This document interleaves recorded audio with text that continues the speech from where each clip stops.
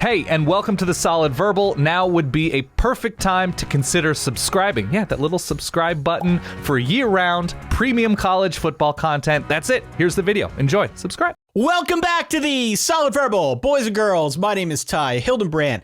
That fine gentleman over there in a quasi-matching quarter zip is Dan Rubenstein. We did not do this on purpose if you are watching the video, but alas, we are not changing because we're comfortable, frankly. Dan, how are you? I'm good. I am a company man because Roback, sponsor, can continue to be. And I think we're both wearing Roback. So, shout out to these quarter zips. They're very comfortable as the weather's the weather's turned a little bit. I know you're on the East Coast and you got some storms along the seaboard. You're not on the seaboard, but weather's turning. It's fall. Correct. That is correct. The house is getting a little chillier. At night, the snow dog that is downstairs that you may hear barking at some point during this broadcast is enjoying it much more than anybody else. But alas, it is the end of September. It has been a September to remember in many respects. On today's show, we are going to talk through what it looks like moving forward for some teams. We've got this term called LOR, luck running out. You just said LOR. What did I say? LOR? You just said LOR, which is how I screwed it up because I'm dumb on our previous show. LRO. Excuse me. Yeah. LRO, luck running out teams. We're going to talk through, we're going to try to figure out, is it a luck thing? Is it not a luck thing? Whose good luck, whose bad luck is set to run out, the RO, or not. Correct. Also going to talk through some of the news of the past couple days, most notably Geoff Collins getting fired at Georgia Tech. Todd Stansbury, the athletic director, also out. Go through some of those candidates. This episode, all of our episodes driven by our good friends over at Geico. Don't forget, you've only got about, 9-10 days now? Yeah. SolidVerbalLive.com, SmellTiesHair.com. We started posting graphics. You and I had a long internal production call yesterday. Yeah, it's called work, Ty. It's called work. It's called work. We started figuring this thing out. It's got a high degree of difficulty, but I think the upside perfect. is there for this concept that we are going to do. The Solid Verbal presents College Football, the game show. Live, New York City, 8 p.m., Chelsea Music Hall, October the 7th. Not this Friday, next Friday. It's like it's mere feet away from the best tacos in New York as well. Mere feet. If that's a 1-2 that you're interested, college football fun on a Friday night, Friday, October 7th, and delicious handmade tacos. Flour, corn tortillas, all made to order. It's the best. Los Tacos #1, not a sponsor, could be. Shall we get to news? Let's.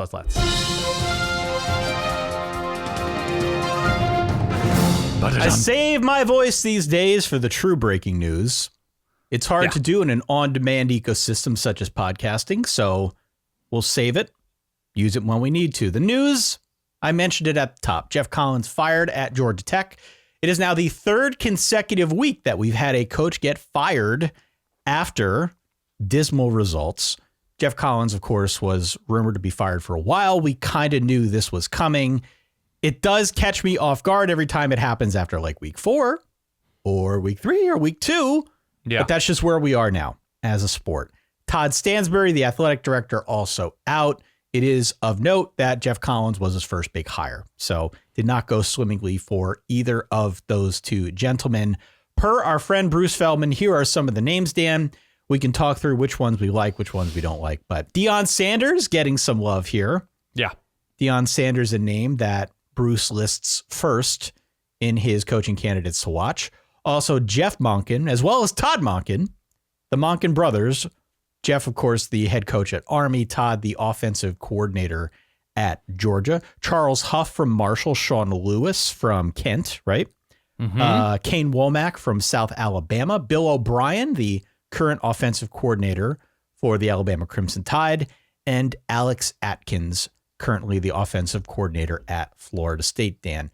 Another name that I didn't list here in that initial batch was Jamie Chadwell, because if only based on the feedback we have gotten, the early feedback we've gotten on our Discord server, which you can find at verballers.com, Jamie Chadwell, current coach at Coastal Carolina, also a name I think very much going to be pursued here in this next batch of coaching Sure. hires. Jamie Chadwell, another name that could be very interesting given his proximity to the job, given what he's done at Coastal, given the fact that he's young and innovative, got a hybrid offensive system, fun to watch. There's a lot to like about Jamie Chadwell. So if I were to say to you, your option is Jamie Chadwell or one of the other names on this list. Oh, man, phrasing with option. Continue. Jamie Chadwell or one of these other, 8 names that I listed. Yeah. Which direction would you go? I would go a different direction. Okay, why? I think Jamie Chadwell will succeed on the Power 5 level, but I think Georgia Tech is so specific in that it is not a football powerhouse, right? When Georgia Tech succeeds in football, which they do and have had stretches of doing, it almost seems like it's right before Clemson pops, right? Right before, like, they're filling a vacuum, right? When the ACC was crazy down and Georgia Tech found itself in the ACC championship game against, I believe, Wake Forest, maybe a Riley Skinner, Reggie Ball situation, it's that they're an opportunity truck program, that they'll run a system or that they will be pretty good in a year when other teams that are traditionally better are not as much. And so you factor in the academics, you factor in, do kids want to play college football in a major American city as opposed to a college town, right? If you're good enough in Atlanta to play for a major Power 5 program, how many do you have within a 4-hour drive, 5-hour drive, 5-hour flight, right? That everybody, that Atlanta metro area has become an increasing hotbed. And so do you want to play for a power in a traditional college town or do you want to stay home? And that's that challenge, I think. And I think Geoff Collins did an admirable job in terms of trying to transition this program away from the baggage, fair or not, of the triple option, the flex bone, whatever. And it was always going to be a struggle on a certain level with how deeply entrenched that recruiting was and that system was within the roster to move to a different system, to move to a more modern / traditional power pro style option. So it's just going to be a challenge for whoever. And now you look at some of the other schools that are more academically rigorous. They're all like when they succeed, Stanford, Northwestern, Duke, and Duke maybe is not the best example, but like Stanford and Northwestern, Vanderbilt did with James Franklin, but he was expert recruiter and you can find quarterbacks to run a system like James Franklin wants to run, but Stanford leans on the offensive lineman thing. Northwestern leaned on 3 stars, academics, defense, right? That the offense was never there, but they hit with some really strong defensive coaching hires, namely Mike Hankwitz. And so the question for Georgia Tech is not, how do we become a program that competes to win 9 or 10 games a season? It's how do we become a program that wins 8 games in a very specific way? Doesn't have to be the triple option. You mentioned Jeff Monken's name, and they succeeded under Paul Johnson. But then people got sick of what appeared to be a ceiling. And yes, we'll be a bowl team. Yes, we'll beat a good team here and there. Yes, we will run for a cajillion yards, but we can't really develop defenses running the triple and recruit to a good defense running the triple. And we want to appear to be more modern and attractive to quarterbacks who could potentially fit in with Georgia Tech. And so Geoff Collins did a good job also of marketing Atlanta as like the team of Atlanta, as fraught and futile as that may be at times, with Georgia owning that territory to the degree that it does. So, yeah, Todd Monken's an interesting name. I saw Dell McGee, I think, is the Rams running backs coach. I saw Richard Johnson wrote a longer piece that's worth your time at SI.com about the Georgia Tech opening. Charles Huff, you mentioned, is interesting because of his experience recruiting in the South and the success he had at Alabama and recruiting there. It's ultimately going to be somebody who embraces what Georgia Tech is instead of what it isn't. And that's true of a lot of jobs. And which is why I think Paul Johnson succeeded. You're like, this is a place where you need to be very specific. His brand of specificity was that offense, that option offense. And you own a Georgia Tech Orange Bowl champions hat, do you not? I do. It's somewhere around here. So it's leaning into that specificity. And if it's the option, if it's, defense and blitzing and just going all in on defense and having an offense that serves the defense, fine, whatever. I just think it's basically impossible to say, we're going to do what Tennessee did, right? A long down dormant program, but it's in a college town. There's a history there. I just don't think you can, if you really want to make Georgia Tech a 9-win ACC, a 10-win ACC type program, it's going to take 20 years, right? 20 years of it doing it correctly. So let me ask you about Deion Sanders then. Okay. The Deion Sanders angle is very interesting because there's an obvious connection with Atlanta there. Legend, icon. Yeah, given his professional career. He has clearly burst onto the college football scene with what he's done at Jackson State, notably what he did with Travis Hunter, recruiting Travis Hunter away from Florida State last second. Big deal. Big deal in our parts here earlier this year. So let's talk through Deion Sanders and what that looks like, because if Deion comes to Georgia Tech, you would imagine there would be something of a boon with recruiting. You'd imagine that the folks who are willing to give money to that program would be energized and perhaps want to give more money. Georgia Tech has shown, at least on some level, an ongoing commitment to the football program. They want to make this thing better. They want to make facilities better. There was a 9-figure renovation project that I had read about. So this is not a program that is, I think, content to just collect dust. They clearly want to move things forward. And the fact that Deion is out there, right, given his connection to Atlanta, is really interesting. I also think there will be other jobs that will want to try and court Deion Sanders. We're talking about week 5 now. There's a chance that Auburn is next. Right. I'm not rooting for that for Brian Harsin, but there's a chance that depending on how things go against LSU this weekend, Harsin could be the next man up. Auburn, you would think, would also be interested in a guy like Deion. So yeah. Any thoughts on Deion Sanders and where he might go next? So you have to separate Deion Sanders from the big outsized personality who was recruited really well and won a ton of games, by the way, at Jackson State. Not eligible, I don't believe, for the FCS playoffs, but won a ton of games and has done a crazy impressive job. That I think has surprised a lot of people given his lack of college football coaching background. So if you remove Deion and you're just saying very successful Jackson State coach, that leap is unprecedented. Yeah. To go from an FCS school to a Power 5 program, especially one in a big city with the history that Georgia Tech football kind of does anyway. Yeah. That even I remember when at a certain point when the Oregon job opened, maybe it was when Willie Taggart took the job, when PJ Fleck was floated by some people in the Oregon universe or like Oregon fan universe. Yeah. And what I had heard in coaching circles and hiring circles and business, it's too big a leap. To go from Western Michigan to Oregon is too big. That Oregon's too major a program, and that when he made that move to Minnesota, it probably made more sense. Georgia Tech is not where Oregon is, but to go from FCS to the ACC. Not just FCS, HBCU. Right, I mean, HBCU. It's a big both jump that's, like you said, unprecedented, that I think would be a great story. It'd be a great story, and if there were anybody equipped to handle the increase in pressure and attention and shaking hands and being that sort of major figurehead for a Power 5 program, it does seem like it would be Deion Sanders. Deion could handle that, yeah. Now, Deion Sanders, if we're going to talk about his presence, his personality, he's already in commercials, and he was on the NFL Network, and he's primetime, right? Primetime, Coach Prime. There's not a lot that's cool about Georgia Tech. There's not as much college football cultural cachet that surrounds Georgia Tech in the way that it surrounds schools in Texas, schools in the SEC, schools elsewhere in the ACC, schools in the Big Ten, some schools in the Pac-12, right? That there's a certain fit of like this major personality is now fitting in with this place that he can fully be himself and recruit to sensibly, whatever.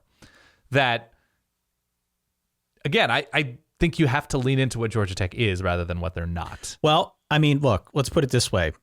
The first thing that they need to figure out is what is the administrative structure?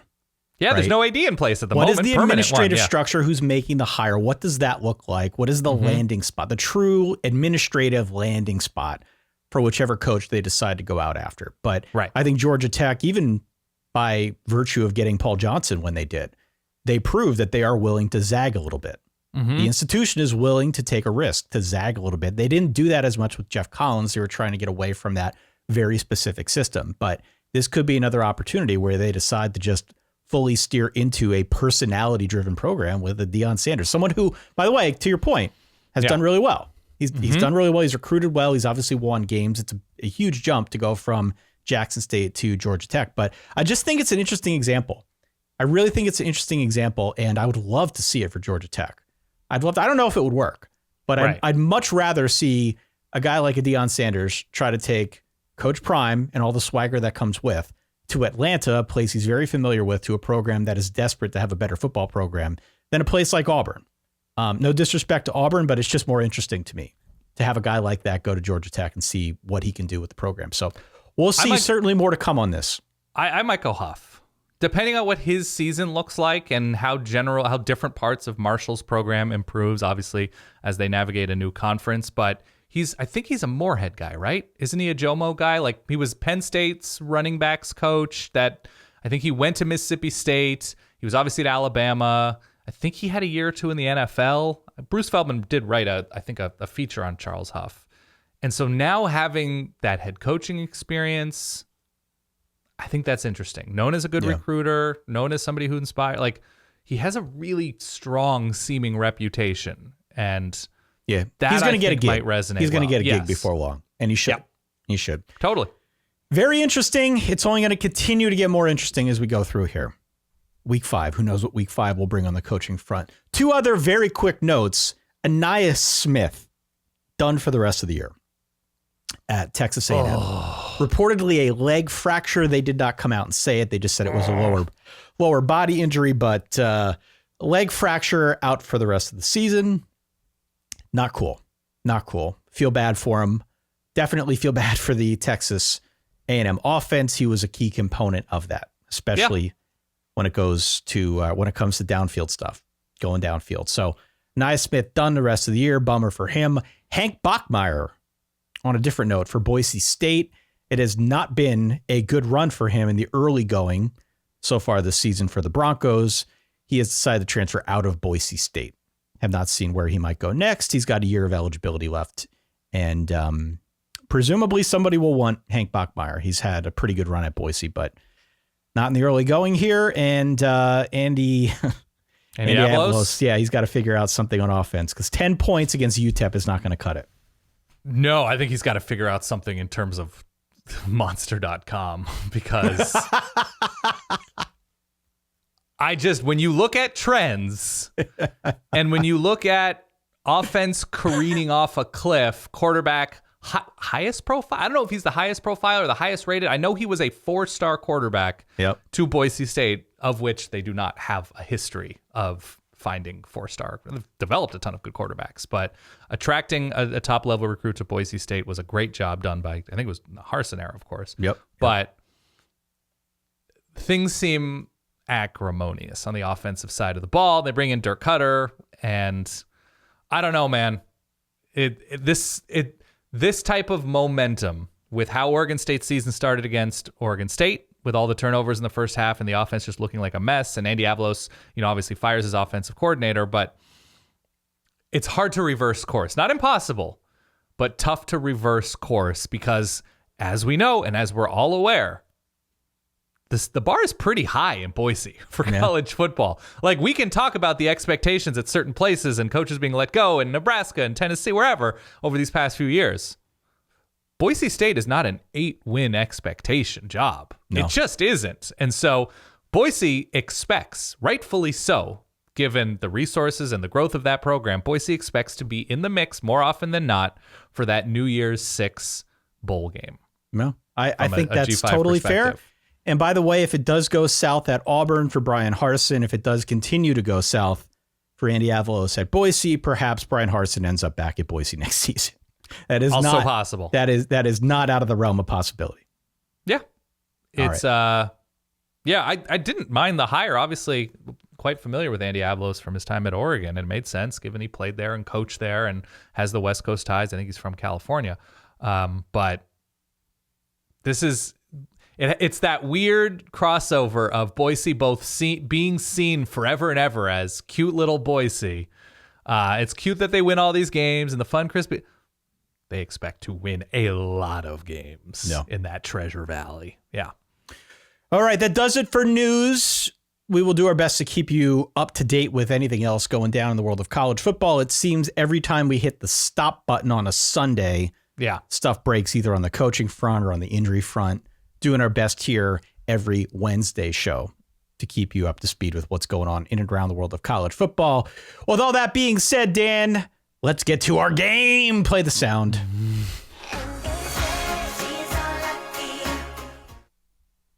Little Brittany she is here. Lucky. Yeah. By the way, a couple other news items. I just scanned across, and then we'll get into our lucky game. Brant Keithy, the tight end for Utah, like all-American caliber tight end. He's out for the season, which is a major blow to Cam Rising in that passing attack, but they have recruited tight end pretty well, and they run a lot of 2 tight end sets. The other thing is South Carolina moved their game to Thursday because of the incoming Hurricane Ian. Yeah. So you might see more either precautionary cancellations, postponements, or, hey, let's play Friday. Hey, let's play Thursday. That's something to keep your eye on. And I think it's South Carolina State, I believe, is who they're playing this week. That's correct. Not a major matchup, but something that they felt was worth doing. So keep an eye peeled. Okay. Play the sound, play the game.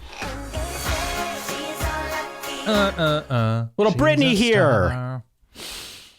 To welcome you to the college football podcastosphere, Dan. What is this game? Why are we playing? So we've been talking about luck, and a team, but not the only team that I think in the early going that's been associated with some degree of luck has been, because of the turnover differential, USC. Right. Now, let me be clear. As somebody who has doubted USC, at least in the short term. You mean the hype machine? Their defense. Yeah, that hype machine. Continue. Lucky does not mean bad. You can be lucky and good. They can be occurring at the same time, and you're not only good because of luck, but sometimes you might be 3-1 instead of 4-0 because of some luck. And so luck can take its form in a number of ways. It's not just turnover margin. This is what I have here that I think in some ways can be considered lucky. So we have tip balls on passes, right? That it's a skill to tip a ball, but you're not Wilt Chamberlain or Bill Russell tipping it and getting it to a teammate all in the same motion. Right. It's a little different with a rifled pass. Of course. Doinks, right? Can Doinks. Be involved with luck. I have brutally bad game-changing referee calls. Yes? It's a moment. And so a lot of these games don't necessarily come down to a moment. There are opportunities in both directions, but yeah, that you can be just flat unlucky that your star edge rusher is called for targeting and upon replay it wasn't, or flat unlucky that a pass interference was missed or something like that. That is unlucky. Sure. You can be lucky, especially in the early going, that teams on your schedule are way worse than anticipated or way better on unluckiness. Like, oh my God, I didn't see all these teams being this good. Damn it. You can be, you got the fumble recovery. You can go either way. You can be lucky with fumble recoveries and unlucky with fumble recoveries, that the ball just bounces the wrong way. You can be unlucky with weather. They're like, we should be way better, but this team, was hosting us in a monsoon situation. That is flat unlucky. That is act of God that you have nothing to do with. And then, of course, injury luck. Either way, some teams get fantastic injury luck, and some teams are just snake bitten, sometimes literally, and somebody's kept out of a game because of venom in their body. Venom. So yeah, there's all sorts of ways, especially a few weeks in, where you're just like, man, I am just flat lucky as a so-and-so fan, or I am flat unlucky as a so-and-so fan. Sure. So that's where I come down with luck and the sport. You can be bad and lucky. You can be good and lucky. You can be bad and unlucky. You can be good and unlucky. It all happens. It all fits in the spectrum. So what we want to do is evaluate the luck. We want to evaluate the luck thus far through 4 weeks of the college football season. When things kick off in week 5, if you can believe it, it will be October. Oh, man. September football effectively over, though there will be a couple games before we get to Saturday. But for all intents and purposes, we've made it through, 1 month of the season. And so we have a pretty good set of data that we can go on with respect to luck. Give me a couple teams here. I know you mentioned USC, but let's pick a different team. We can come back to USC later. I have some teams that you could consider to be both lucky and unlucky. Okay. I think Notre Dame could be both lucky and unlucky. Unlucky because of the status of their starting quarterback's shoulder. Just an unlucky literal break, right? That they, with their schedule, getting Ohio State as early as they did, and even though Tyler Buchner was not an immediate All-American, let's phrase it, That was probably very kind of you. Thank you. He probably has a better and would have had a better chance of developing into something more dangerous than Notre Dame's backups because of, I think, the raw talent he's perceived to have. Does that make sense? It makes sense. I will say that, Drew Pine against North Carolina completed pretty much any pass he wanted to. Thus far, his completion percentage is 69%. Hey, nice. Something like that. So he's done a good job against a team like North Carolina. Did enough to win against Cal. Notre Dame is in a weird spot with that quarterback position. And I can't tell if it's a matter of Buchner playing against two really good teams in Ohio State and Marshall back-to-back weeks 1 and 2, or if it is just a Buchner problem. Because as well as I, we talked to plenty of people here in the offseason that were like, maybe think again about Tyler Buchner. Maybe like don't go all in on Tyler Buchner as the answer at quarterback at Notre Dame. So what I'm dancing around here is I'm just not sure Buckner's that good. That's okay. And it is still unlucky that Notre Dame would have this circumstance where they got to start Drew Pine, a 5'10", 195-pound quarterback, the rest of the way against a schedule that is not particularly like super easy. So definitely a stroke of bad luck for Notre Dame. Quarterback depth is going to be an issue moving forward, at least for the entirety of this season. Who knows what it looks like next season. And, looking ahead at some of these other teams on the schedule, they've got a bye week now, but then they've got BYU, right? A couple weeks after that, they go on the road to Syracuse. They got Clemson. They've got USC. Like, they got to get their offense squared away here with their quarterback situation before long. Otherwise, we could be looking at a few more L's in the schedule. I should point out all legit programs worth rooting for beat BYU. That's all. That's all. Fair enough. The reason I said Notre Dame both, that they're also lucky, is that Cal game featured a post-game referee apology about an offsides call that extended a Notre Dame drive, got them a touchdown, and they win by a touchdown. That game also featured, I believe, by their skin of the teeth Hail Mary drop. That is right correct. At the end. That is correct. Again, you can be good and lucky, but Notre Dame walking away from that game, I think now that we have all of the facts, a bit lucky. And that's okay. Yeah. Win your clunkers, as we always like to say. Win your clunkers. I have Minnesota lucky and also good, but you look at their schedule. It's been pretty good through the first few weeks of the season. I didn't see the Michigan State thing coming. I was in on Minnesota. I bet Minnesota with hard-earned dollars, hard-earned American cash. I was in on Minnesota -2.5. I did not feel that confident about it. But to win 34-7, I believe, was the final, and to look as good as they did against a team in Michigan State that, again, I wasn't sure they were going to be as good as they were a year ago, but I didn't think they'd be this bad. They looked really bad against Minnesota. That is a result I did not expect. So I do believe that Minnesota is good, though I do have scar tissue from last year and even the year before going in on Minnesota and having them burn me. Corollary / addendum. I should probably learn what either of those words mean. Any team who has played Colorado or Nebraska is extremely lucky to have them on the schedule this season. If not seasons moving forward, who's to say?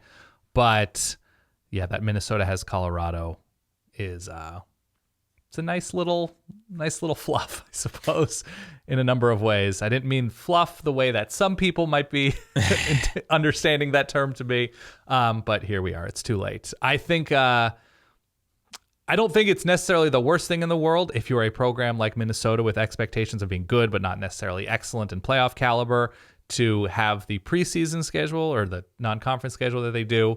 But it is lucky that they have this year's iteration of what Michigan State's looking like and what Colorado's is looking like. Not their fault. No. And I'm sure their turnover margin is out of this world. It is. No, it's not. It's +3. It's fine.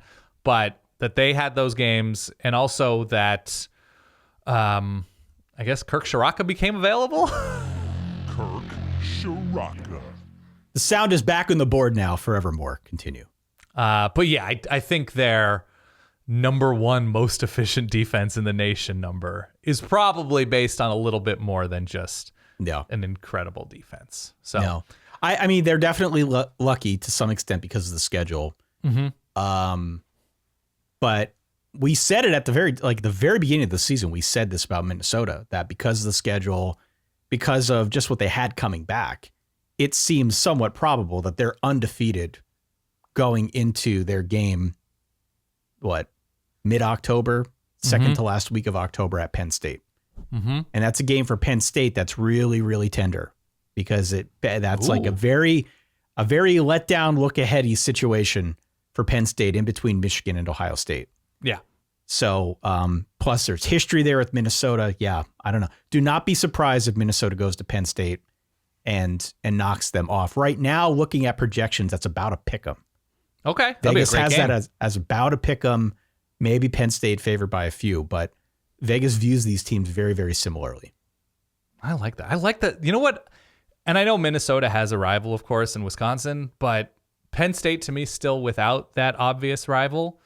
The personalities of both James Franklin and PJ Fleck would make for like a fun, let's look forward to this game a little bit more. We had the game where Minnesota upsets and they hang on to upset Penn State, I think in 2019.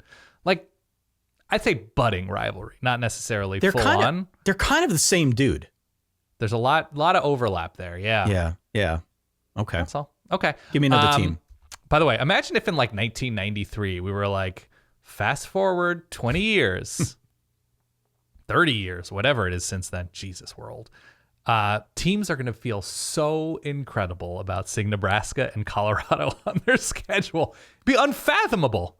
Yeah. But wow.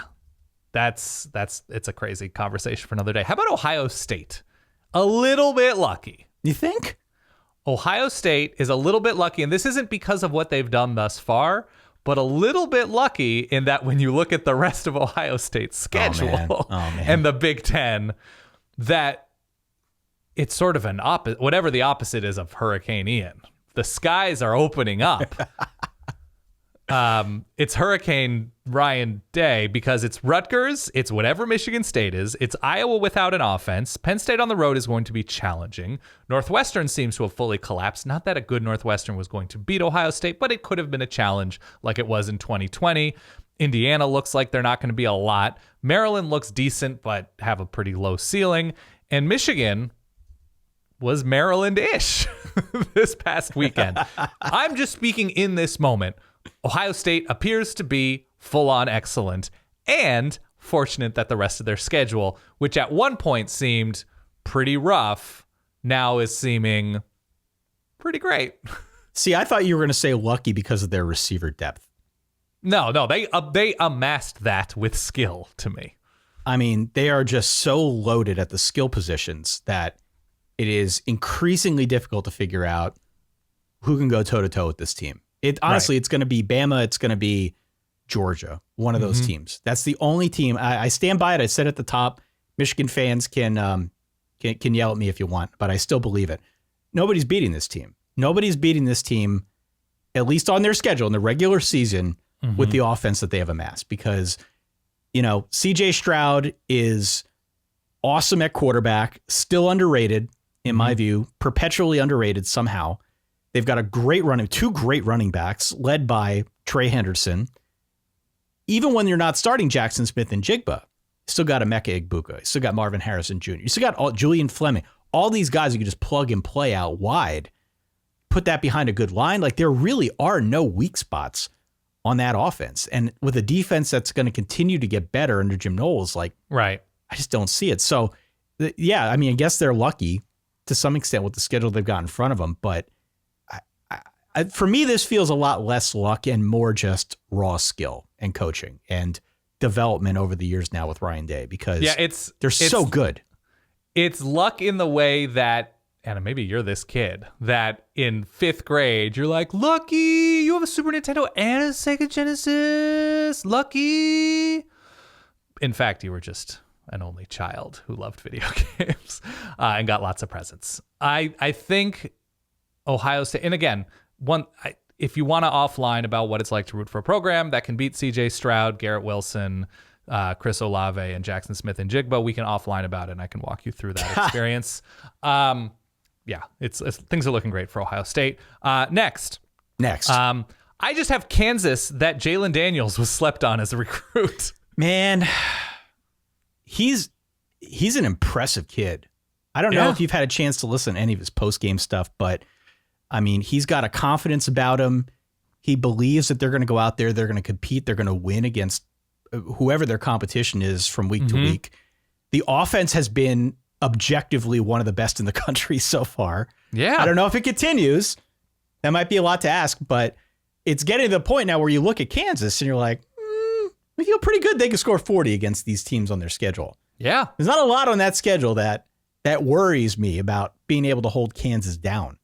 So Jalen Daniels, with what he's done, with the way that Lance Leipold has kind of built that offense around him, it doesn't. What strikes me the most about it, and I was trying to put my finger on it when we went through and looked at the Duke-Kansas game from a week ago. We've seen teams before that rise from the ashes, and they get a couple wins, and everybody feels good about it, and it feels like it's duct tape and chicken wire. Yeah. This doesn't feel like that. This feels like legitimately they're a very good offense, and that in and of itself is one of the best stories in college football. Yeah, it turns out when you hire an athletic director and a head coach who are legit, it makes a difference, and you're not hiring Les Miles. Right. Sorry. They're just, when as a university you're making decisions that continually set the program back, and then you hire actual professionals in jobs that demand it, makes a difference. Who could have seen that coming? And by the way, not unlucky in their results. Not that Duke is a team with a pronounced heartbeat, but West Virginia and Houston, those are teams. Those are squads. Those guys have players. Those teams have players. So I'm just thoroughly impressed. But yes, lucky that Jalen Daniels was not like in the last second, oh my gosh, Texas Tech offered him. Oh my gosh, Cal offered him. Didn't, to my knowledge, receive other last minute bigger Power 5 program offers because they whiffed on another quarterback target. No. Well, and so here's the question then. If we're truly playing a game with this, the question is, does the luck run out? Does the luck run out for Kansas? Because I mean, thus far, see, I'm inclined to say no. I'm inclined to say no because it feels like a legitimately good offense. We also have decent data at this point on Kansas. We're getting better data on most of these other teams, but Kansas in particular played West Virginia and Houston on the road. In addition, they played Duke last week. Those are actually teams that have played, decently well in some capacity so far this season. Sure. And you look at what they've done from an offensive standpoint, they've been very good. They've been very good. Now, still, I don't feel like the numbers have caught up to Kansas yet. So if you look at projections moving forward, Kansas is projected to lose every game it plays. Yeah. And the schedule does get harder. So it still is on the table that they could lose every game that they play and finish 4-8. I don't think that's likely. When you've got an offense like this, you'll catch teams. So Kansas potentially on the drive to 6 here, their luck might run out from the standpoint of being undefeated, but in terms of qualifying for a bowl at some point between now and the end of the season, to me with this offense, that feels likely. Feels likely.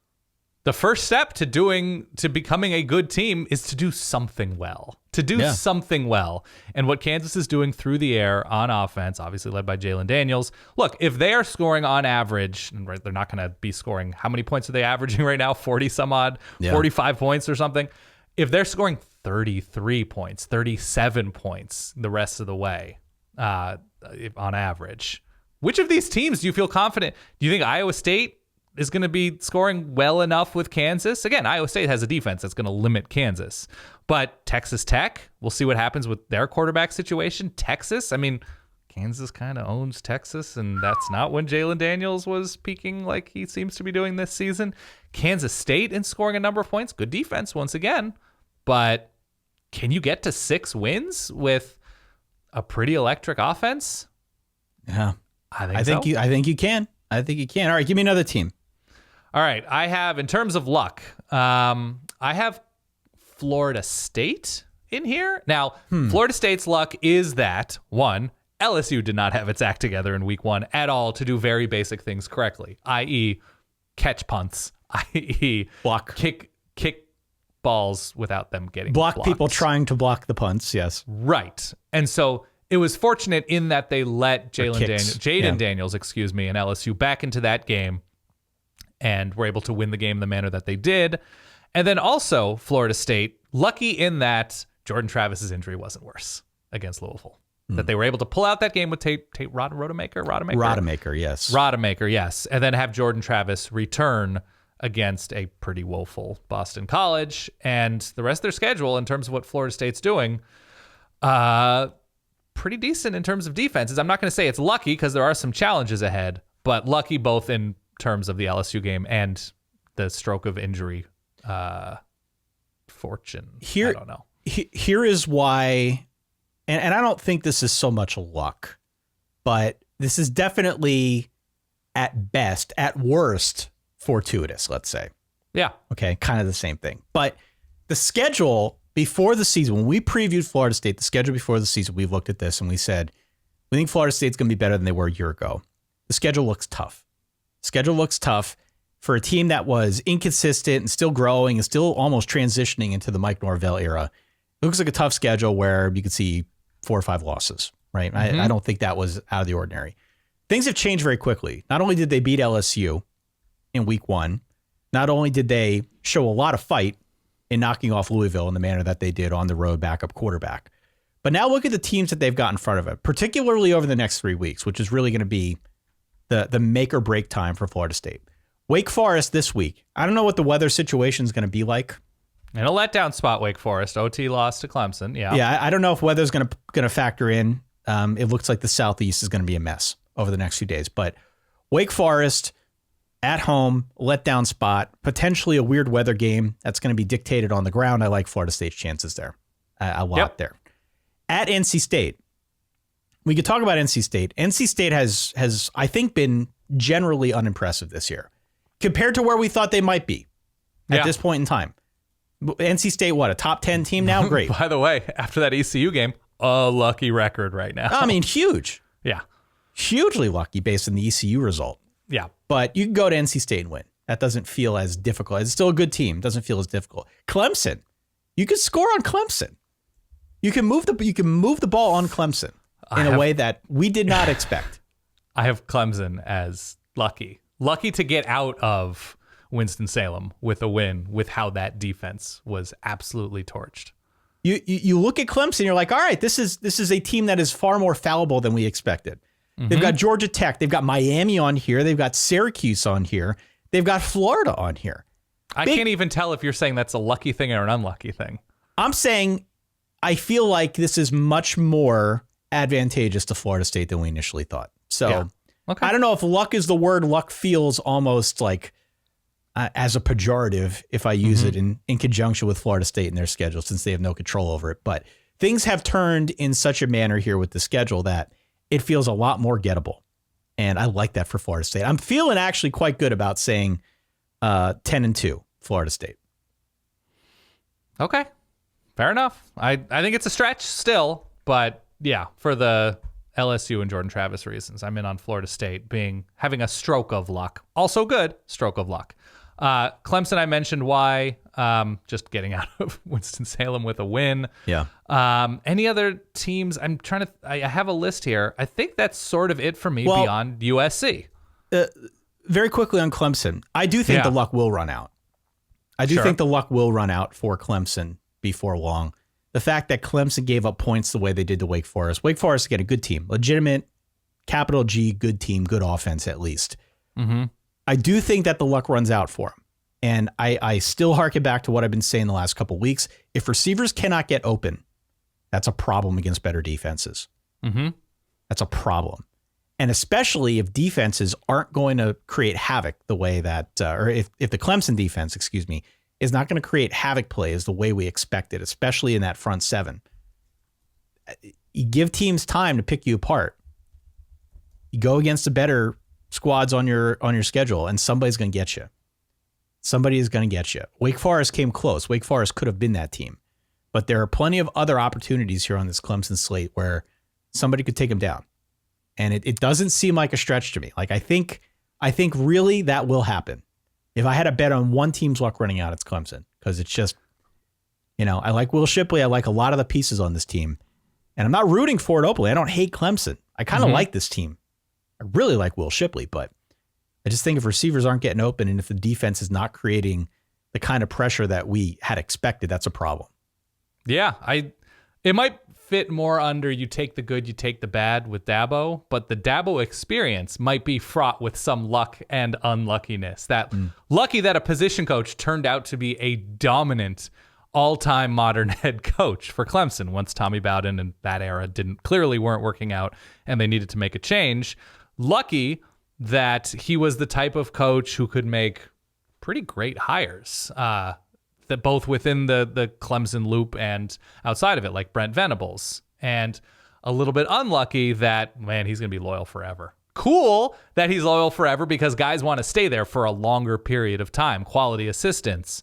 And it's very attractive to recruits. Unlucky in that, another internal hire. Another internal hire. Yeah. And so that's sort of you take the good and the bad. But that's not really anything to do with this season unless it doesn't work on either side of the ball with those internal hires. You want to talk about USC and the luck factor? Explain the luck factor to me with USC. So number one in the country in terms of turnover margin. They're plus 14 at the moment, which is well ahead of basically everybody, as far as I could tell.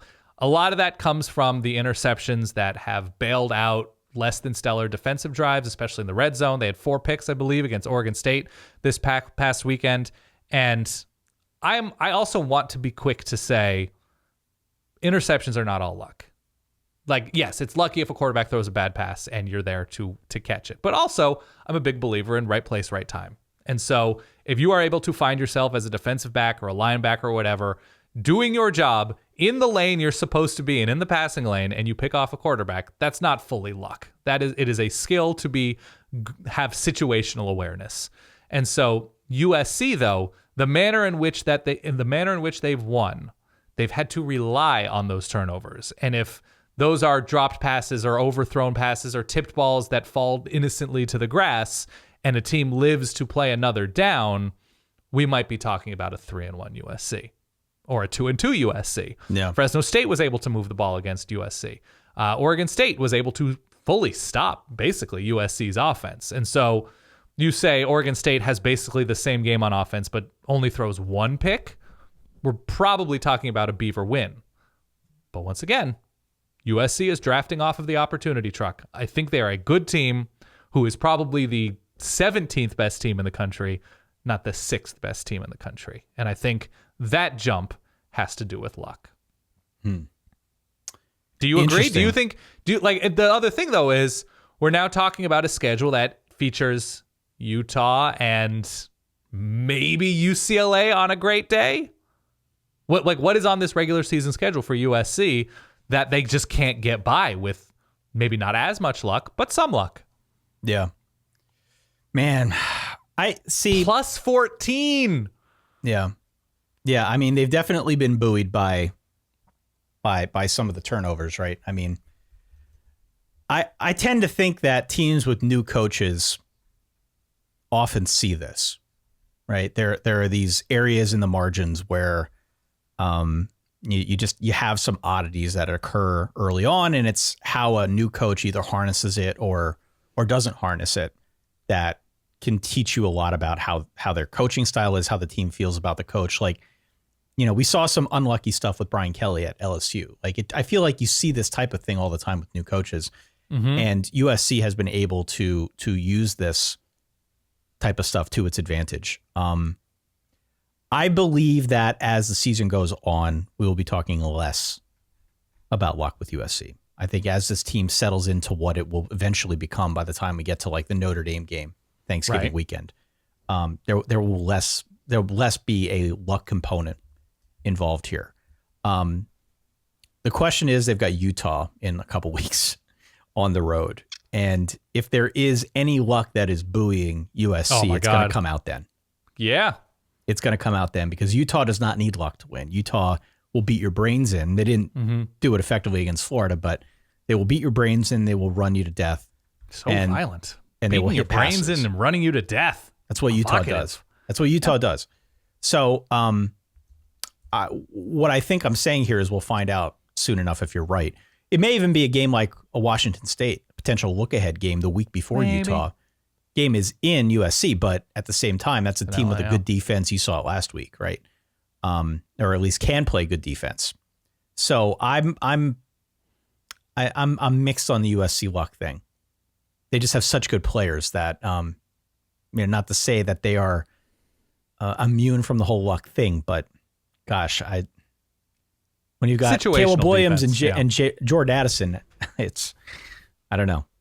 No, there's no luck involved with those talents. The problem is, if we're talking about a top 8-5 type team for USC, which is where they're ranking, I think they're 6th in the AP poll. I don't memorize these things. I'm old and washed up. USC has one of the absolute worst rush defenses in the country, and they've played Fresno, Oregon State, like Rice.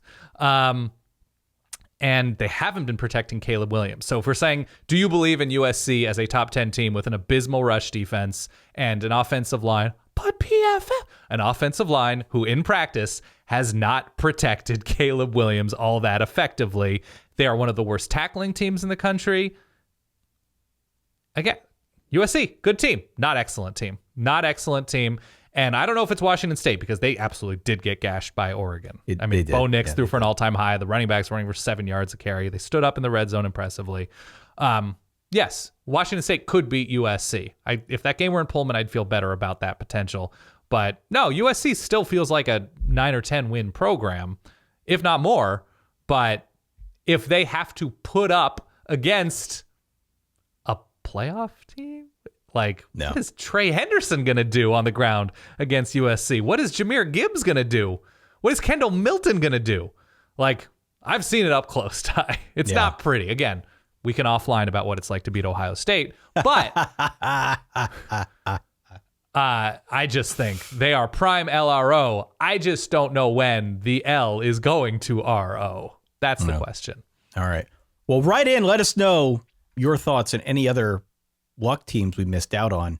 Do you want me to go through unlucky real quick? Very, very quickly here. We're coming to the edge of our time. Arkansas is the weirdest fumble and touchdown return away from A&M.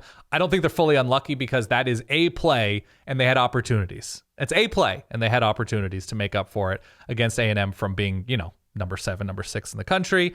I mentioned Cal with Notre Dame with the offsides call. Florida might be a little bit of both. Yeah. Florida might be a little bit lucky and unlucky. Lucky to get out of that Utah game with a win. Unlucky that, expectations were hoisted on them. And to have Tennessee and Kentucky be good in the same year doesn't happen often. No. Doesn't happen often. Not good. LSU, a little bit of both with the guys that they were able to pick up in the portal and what their SEC schedule looks like moving forward, which, by the way, a lot of SEC teams on LSU's Brian Kelly year 1 slate do not look as dangerous as they did over the summer. No. I have Houston. Oh, man. What the hell? Houston. We were supposed to expect Kansas to be lightning on offense? Texas Tech to come through with a backup quarterback? Just unlucky the way that Houston has had to open up their season with still, I believe, to be a good team. A very good team. We were talking about Houston as potentially one of those group of 5 teams that sneaks into the playoff before the year. Northwestern fans. The unluckiness of opening the season with hey, maybe we're pretty decent kind of win, and then to lose to Miami of Ohio and Southern Illinois. That is a bad beat in terms of fandom to be suddenly assured that you're going to have a pretty good team and immediately have the universe say, no, sorry, guys. Are you going to mention Mizzou and the way they lost to Auburn? That's bad. That is an unlucky way to lose a game. Opportunities to win elsewhere, but to miss the field goal and have Nathaniel Pete fumble millimeters. It was the right call, millimeters from the goal line. Yeah. That is an unlucky. But I also don't think Mizzou is a program who would otherwise be seen as good if they beat Auburn, but better. Sure. I think that qualifies. All right. I would add my team as being unlucky because when Oregon scheduled Georgia, which I presume was in like 2008, I joked with all my friends, let's take our kids. We're going to be old. Let's go to Atlanta. And then to have Georgia go from being talented but disappointing to Death Star. That is unlucky. That is not fun. There's nothing unlucky about Georgia. Georgia is full on skilled, but unlucky to have that in game one of a new coach. That's all. We've had some folks watching along courtesy of verballers.com. That is our Patreon. If you like the show, if you like our vibe, go on out to verballers.com. Check it out. It's the best way you can support the show outside of downloading and subscribing and telling your friends, your college football buddies about Solid Verbal. We'll be We'll be here all year long, 3 episodes per week publicly. We also offer a bonus episode every Thursday morning, which you can watch live. We call it the Brew and A. We also have a Spotify live show tomorrow evening. Call it College Football Thursdays. People jump up on stage with us. They talk all things college football. They pick against me. Last week did a little bit better than they had the previous week. Sorry, I got something in my throat here. Rough. Yeah, it was a rough week. Yeah, Hurricane Ty dissipated before coming ashore. Yeah, Hurricane Ty definitely took a different track last week. Yeah. To say the least. Downgraded to tropical storm. Now, we joke about this. We hope Hurricane Ian is a complete disappointment for all weatherheads and is just rainy and windy and everybody's fine. That's all. That's what we hope. Absolutely. Yeah. More to come on that. More to come for sure as we progress through the course of the week. Tomorrow is our Week 5 preview show. We're going to do our picks. Going to give our predictions. Obviously going to give as much personality as we can here on the Solid Verbal. But yeah, tune back in. Don't forget to tell your friends. Make sure you subscribe to the show.